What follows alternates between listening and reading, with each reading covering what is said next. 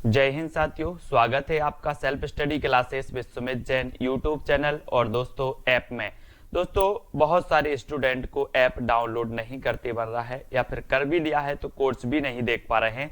तो मैं आज उनको बता दूं कि ये जो सेल्फ स्टडी क्लासेस इस प्रकार से जब आप प्ले स्टोर से करते हैं तो ये आपका वेल जो है आइकन उसमें लगा हुआ है ना। तो इस प्रकार से सेल्फ स्टडी क्लासेस आपको सर्च करना है और ऐसे आइकन में आपको ऐप मिलने वाला है। ठीक है, तो दोस्तों हम देखें कि प्ले स्टोर में आपको इस प्रकार से दिखेगा ये सेल्फ स्टडी क्लासेस। ठीक है, ये प्ले स्टोर में आपको सेल्फ स्टडी क्लासेस का ऐप दिखने वाला है।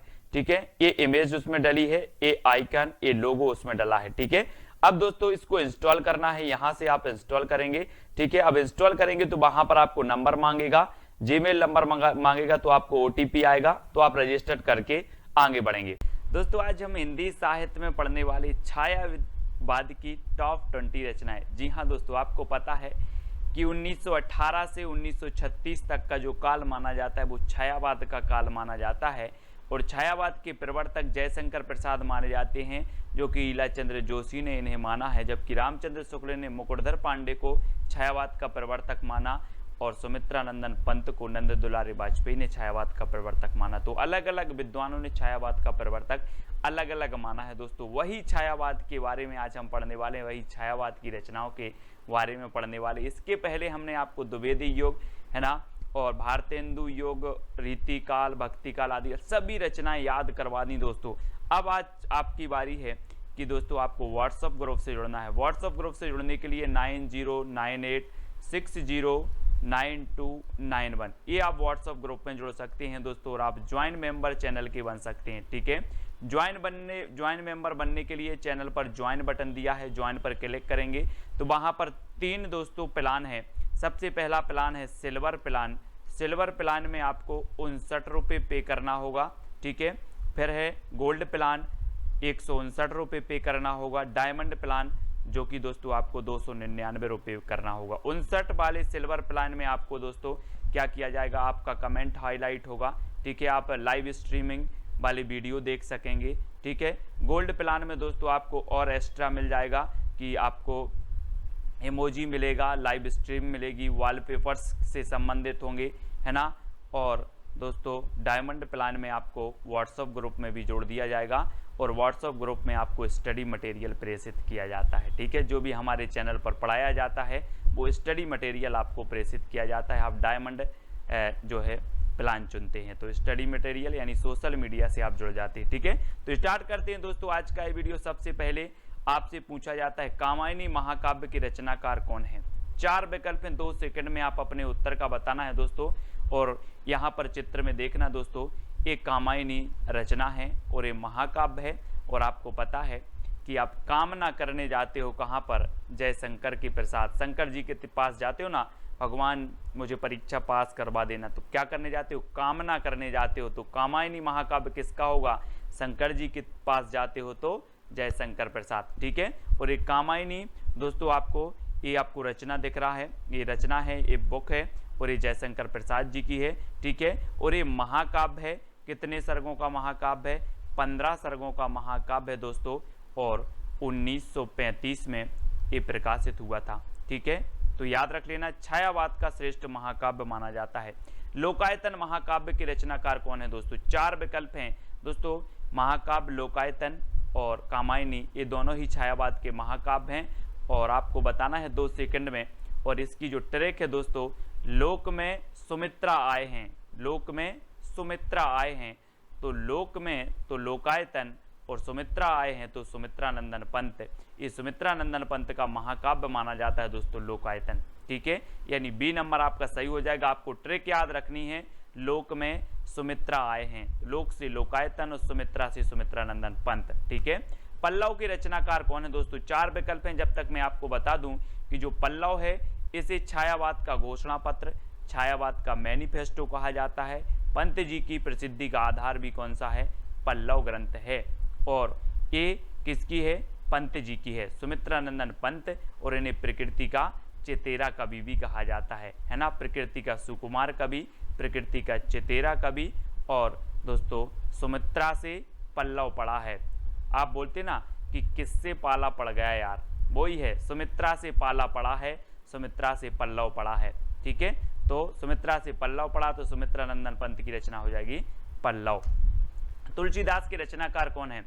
4 विकल्प हैं, जयशंकर प्रसाद, सुमित्रा नंदन पंत, निराला, महादेवी वर्मा। और आपको पता है दोस्तों तुलसीदास एक श्रेष्ठ कवि हैं और तुलसीदास रचना भी है, तो तुलसीदास निराला कवि है, तुलसीदास निराला कवि है, तो तुलसीदास तो निराला कवि है ही दोस्तों, और तुलसीदास जो रचना है ये भी निराली रचना है, यानी कि निराली से और निराला से आपका निराला सा नंबर सही हो जाएगा। आपको याद रख लेना तुलसीदास निराला कवि है। ठीक है, तो ये तुलसीदास रचना निराला की हो जाएगी। ठीक है, अगला है दोस्तों राम की शक्ति पूजा के रचनाकार कौन है? बहुत ही बढ़िया रचना है और मोस्ट इंपॉर्टेंट है दोस्तों। और राम की शक्ति की पूजा कौन करते हैं? निराले व्यक्ति करते हैं, है ना, या फिर राम की शक्ति पूजा निराली है।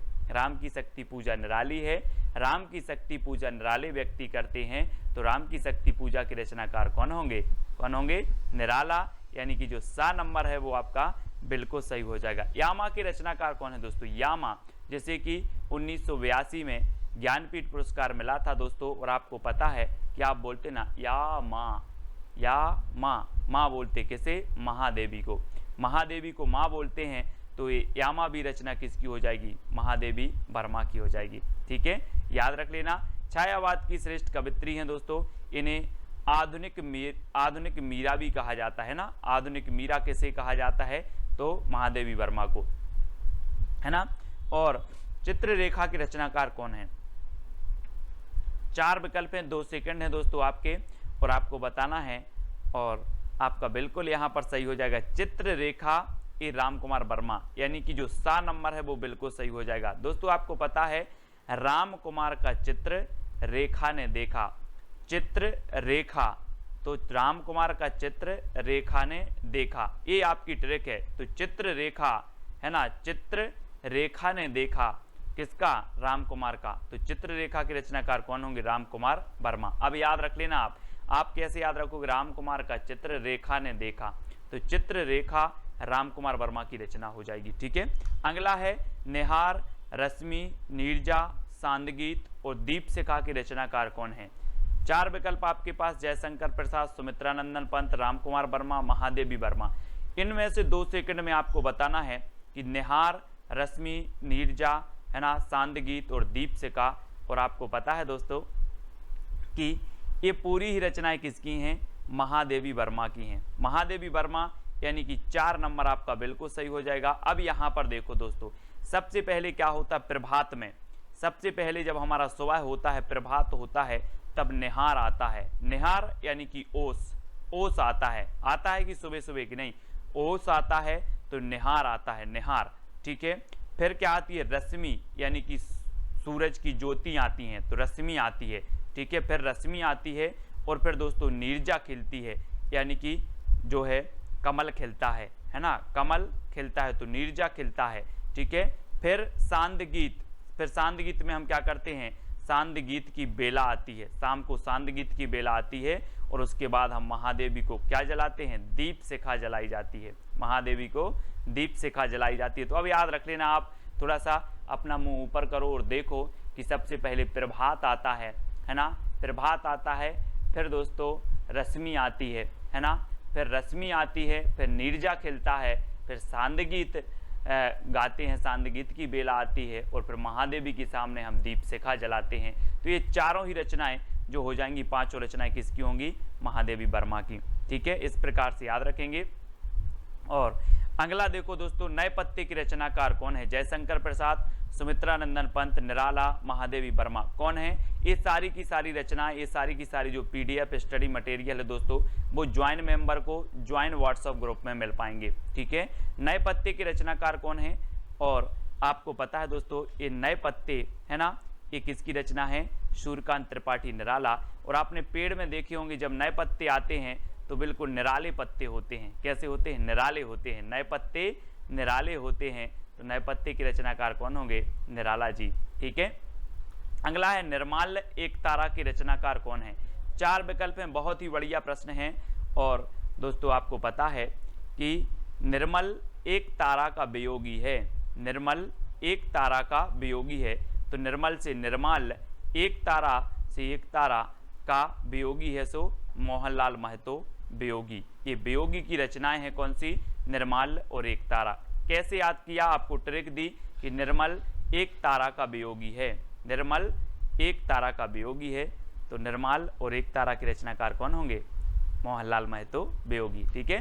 पंची और रागिनी के रचनाकार कौन है दोस्तों? गोपाल सिंह नेपाली, सुमित्रानंदन पंत, मोहनलाल महतो या फिर महादेवी वर्मा। पंची और रागिनी, और प्रश्न क्रमांक 11 में आपका बिल्कुल सही आंसर होगा रागिनी का नेपाली पंछी, रागिनी का नेपाली पंछी। तो रागिनी से रागिनी और नेपाली से हो जाएंगे आपके कौन? गोपाल सिंह नेपाली, और पंछी से पंछी। तो पंछी और रागिनी जो रचना है वो किसकी है? गोपाल सिंह नेपाली की। आपको ट्रिक याद रखना है, रागिनी का नेपाली पंछी, रागिनी का नेपाली पंछी। तो रागिनी और पंछी ये गोपाल सिंह नेपाली की रचना हो जाएंगी। ठीक है। अगला है दोस्तों अमृत और विष की रचनाकार कौन है? अमृत और विष 4 विकल्प हैं, और दोस्तों अगर आपने विष को अमृत समझकर पी लिया तो आपका उदय नहीं हो पाएगा। फिर क्या नहीं हो पाएगा? उदय नहीं हो पाएगा। तो अमृत और विष की रचनाकार कौन होंगे? बोले सर हमने विष को अमृत समझकर पी लिया और फिर उदय नहीं हुआ कभी। तो उदय शंकर भट्ट है ना, उदय शंकर भट्ट। और ये एक रचना अमृत और विष अमृतलाल नागर की भी है, कंफ्यूज नहीं होना। और ये अमृत और विष जो रचना है ये किसकी है? उदय शंकर भट्ट की भी है। ठीक है। तो डी नंबर आपका बिल्कुल सही है। कलापी की रचनाकार कौन है? कलापी। दोस्तों यहां पर देखो कला, एक कला लिखा है और आप बोलते हो सर मुझे कला सीखना है। मैंने बोला कितनी कला सीखना है? तो आपने कहा सर मुझे 80 कला सीखना है। कितनी सीखना है? 80। तो कला से कलापी और कला सीखना है कितनी? 80। तो आरसी प्रसाद सिंह, आरसी 80 से आरसी प्रसाद सिंह की रचना है कलापी। कई बार पूछी गई है। अब कभी नहीं बोलना कितनी कला सीखना है, 80 कला सीखना है, 80। ठीक है। अगला है अंतर्ध्वनि की रचनाकार कौन है दोस्तों? अंतर्ध्वनि, अंतर की ध्वनि मतलब अंदर की ध्वनि को जानो, अंतर की ध्वनि को जानना है। तो जानना है तो जनार्दन झा, जनार्दन है ना। अंतर्ध्वनि को क्या करना है? जानना है, जनार्दन, जनार्दन झा द्वैज की रचना हो जाएगी बी नंबर। अंतर्ध्वनि के रचनाकार कौन है आपसे पूछा जाएगा तो आप बोलोगे सर अंतर की ध्वनि को जानना है तो जनार्दन झा। ठीक है। अगला है मानसी, राका और विसर्जन की रचनाकार कौन है? दोस्तों एक मानसी राम त्रिपाठी जी की भी है। ठीक है। और याद रख लेना है, और ये मानसी जो रचना है ये आपकी उदय शंकर भट्ट की भी है। ठीक है। ऐसे आप याद रखेंगे मानसी, राका और विसर्जन। मानसी रुको, उदय शंकर का विसर्जन मत करना। मानसी रुको, उदय शंकर का विसर्जन मत करना। तो मानसी से मानसी, रुको से राका और विसर्जन से विसर्जन। मानसी, राका और विसर्जन है ना। और अमृत और विष ये 4 रचनाएं इनकी हैं कौन की? उदय शंकर भट्ट की। मानसी रुको, उदय शंकर का विसर्जन मत करना। मानसी रुको, उदय शंकर का विसर्जन मत करना। ये किसकी रचनाएं हो गई? उदय शंकर भट्ट, यानी डी नंबर आपका बिल्कुल सही हो जाएगा। ठीक है। अगला है कुकुरमुत्ता के रचनाकार कौन है? 4 विकल्प हैं दोस्तों। जरा इस चित्र को देखो, कुकुरमुत्ता ये किसकी है? ये देखो बिल्कुल निराला होता है दोस्तों। ये कुकुरमुत्ता देखो कैसा छत्ता सा बना है, निराला ही होता है। आप देखो जरा निराला, ये निराला होता है कुकुरमुत्ता। तो ये कुकुरमुत्ता के रचनाकार कौन होंगे? निराला है ना। बोले सर कुकुरमुत्ता चित्र में देखा ये निराला होता है, तो निराला की रचना हो जाएगी, ये सूर्यकांत त्रिपाठी निराला। ठीक है। अगला देखो खादी के फूल की रचनाकार कौन है? 4 विकल्प हैं, और दोस्तों ये संयुक्त रचना मानी जाती है 2 कवियों की। और वो कवि कौन से हैं? बच्चन के पंती ने खादी के फूल पहने। अपन बोलते ना नाती पंती, तो बच्चन के पंती ने खादी के फूल पहने, याद रख लेना है ना। बच्चन के पंती ने खादी के फूल पहने, तो ये खादी के फूल रचना है। और बच्चन के पंती ने पहनी, तो बच्चन और पंत, बच्चन और पंत की ये संयुक्त रचना मानी जाती है दोनों की। यानी कि विकल्प नंबर आपका सा जो है वो बिल्कुल सही हो जाएगा। खादी के फूल बच्चन के पंती ने पहले है ना, बच्चन के पंती ने खादी के फूल पहने। ये ट्रिक है आपकी। तो खादी के फूल जो रचना है ये बच्चन और पंत की हो जाएगी। ठीक है, इसको आप याद रखेंगे। अगला है करुणालय और आंसू की रचनाकार कौन है। दोस्तों आपको ट्रिक कौन सी अच्छी लगी है वो आप बता देना, और आप ज्वाइन व्हाट्सएप ग्रुप से ज्वाइन होना चाहते हैं, है ना, जुड़ना चाहते हैं, तो आपको चैनल के ज्वाइन मेंबर बनना पड़ेगा। ज्वाइन मेंबर का अलग से व्हाट्सएप ग्रुप है और जो है सब्सक्राइबर मेंबर का अलग से व्हाट्सएप ग्रुप है। ठीक है, तो ज्वाइन मेंबर को विशेष जो है यहाँ पर स्टडी मटेरियल प्रेषित किया जाता है दोस्तों, और सब्सक्राइब मेंबर को टेस्ट आदि बहुत सारी चीज़ें करवाई जाती हैं। तो आप ज्वाइन मेंबर बनना चाहते हैं तो चैनल के ज्वाइन बटन पर क्लिक करें और वहाँ से आप कुछ राशि पे करके जो है ज्वाइन मेंबर बन सकते हो। करुणालय और आंसू की रचनाकार कौन है। दोस्तों आपको पता है कि करुणालय आंसू, करुणा के आंसू हम पढ़ते ना, करुणा के आंसू शंकर जी के सामने करुण के आंसू, ऐसे लिख लो, शंकर जी के सामने करुण के आंसू बहाते हैं, करुणा के आंसू बहाते हैं, करुण से करुणा कर दो, करुणा के आंसू बहाते हैं, किसके सामने,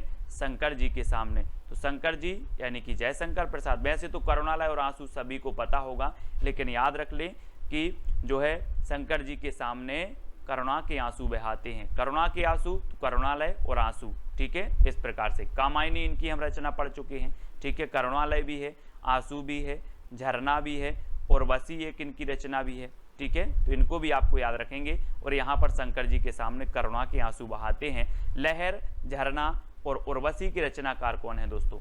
4 विकल्प हैं, 4 में से आपको बताना है, और यहाँ पर आपका जो बिल्कुल सही आंसर हो जाएगा वो क्या हो जाएगा, लहर। यहाँ पर देखो दोस्तों, ये शंकर जी बैठे हुए हैं, है ना, शंकर जी बैठे हैं और यहाँ से इनके जटों से लहर निकली। तो लहर निकली तो मानो ऐसा लग रहा था कि झरना निकला है, कोई झरना, है ना। और जब लोगों ने देखा तो लोगों के उर बसी, लोगों के उर मतलब हृदय, और हृदय में बसी।